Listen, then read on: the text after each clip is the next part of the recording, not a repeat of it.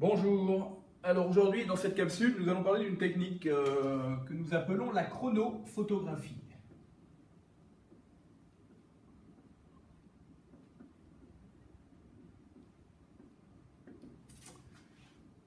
Alors cette technique est utilisée notamment pour l'analyse du mouvement. Alors vous en avez sans doute déjà vu.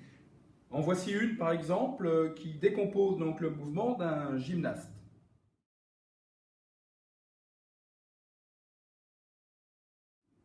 En voici une autre, dans le cas de la course de haies.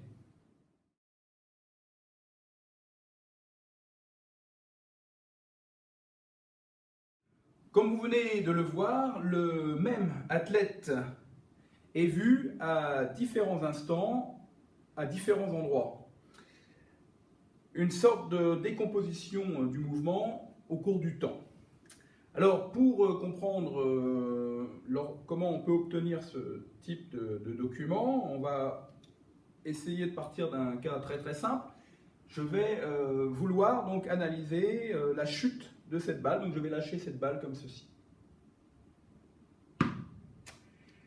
Voilà. Donc, si j'avais utilisé un appareil photo et que j'avais pris cette balle en photo au moment de sa chute, eh bien, voici ce que j'aurais obtenu, c'est-à-dire la position de la balle au moment de la prise de la photo. Donc une seule balle. Maintenant, nous venons de réaliser une vidéo.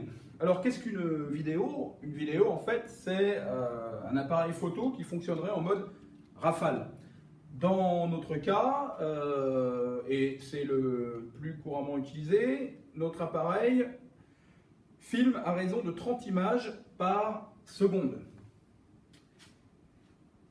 Ce qui signifie que il s'écoule 1/30 de seconde entre chaque image. Donc, dans notre cas, imaginons qu'à la première photo, donc à une date qui correspondrait à t égale 0, la balle soit ici. À la seconde image, donc 1/30 de seconde plus tard, la balle est par exemple passée ici.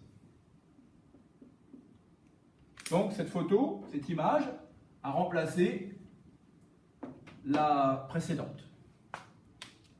1/30 de seconde plus tard, donc à 2/30 de seconde, la balle est ici. Cette image a donc remplacé la précédente.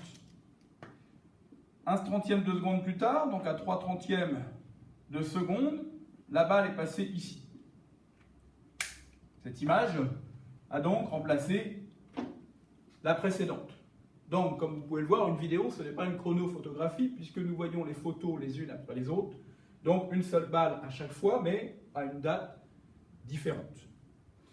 Alors, il existe des outils numériques, des logiciels, nous verrons ça en TP, qui permettent à partir d'une vidéo d'afficher toutes les images. Donc, ça veut dire qu'on garde en mémoire les images précédentes. Donc, on peut, dans ce cas, voir à t égale 0 où se trouve la balle, à t égale 1/30 de seconde où elle se situe, à t égale 2/30 de seconde où elle se situe, et à t égale 3/30 de seconde où elle se situe, etc., etc. Et du coup, vous voyez que j'obtiens effectivement ce que nous appelons la chronophotographie. Merci.